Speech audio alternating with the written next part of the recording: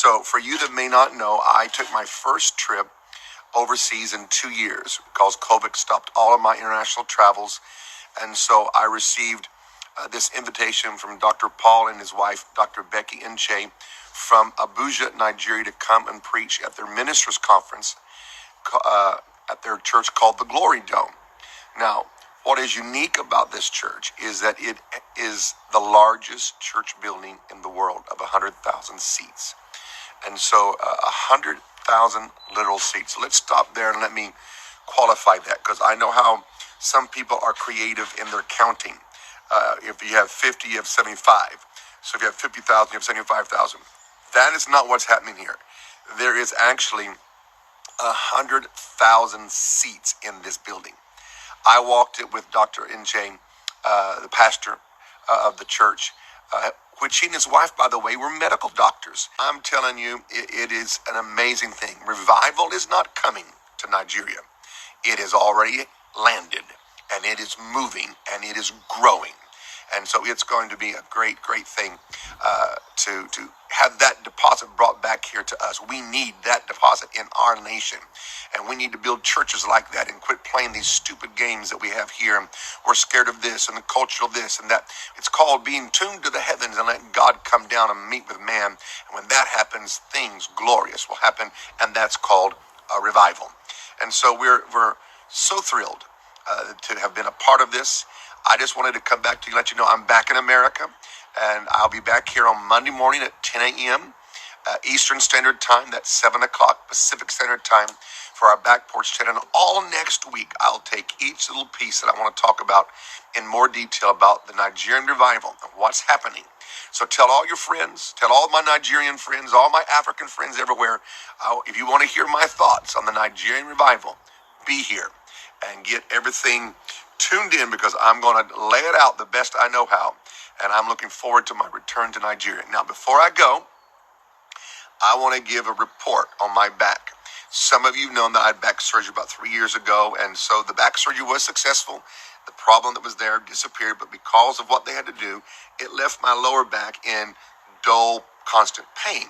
The first part of my healing came at Kingdom Life Church in Bradenton, Florida. Pastor Don and Trish and the congregation prayed for me, and that first dull, consistent pain disappeared, but I still had some of it left, more aches and more, still dull pain, but it was different.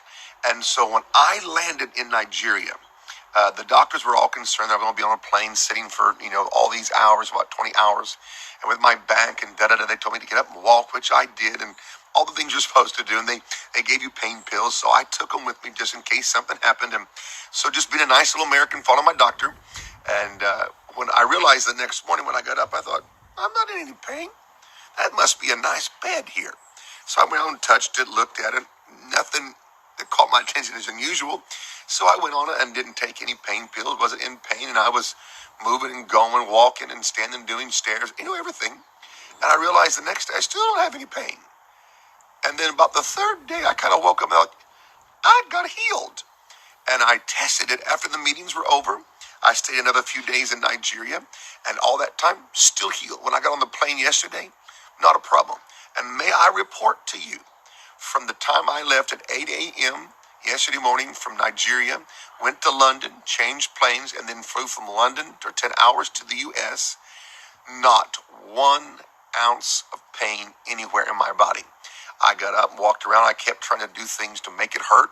I tried to do things that, what you used to do could cause pain. None of it. So I'm here this morning in Southern California at 7:30 in the morning, reporting to all of my Nigerian friends and all of you that the healing I received by just being in the glory cloud that's in the glory dome healed me, and it is stuck now for almost a week after those services.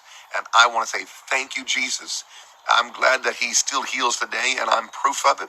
And I'll give you a report next week. I'll just keep going for the next few weeks and keep going, because a miracle can stand up to time and medical test. So I got a miracle.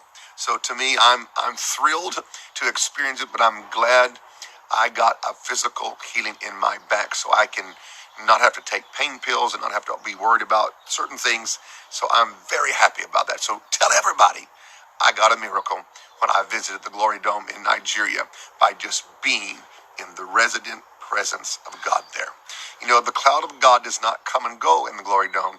It remains. It's a steadfastness. They have prayer meetings 6 a.m. every morning, not once a week, every morning.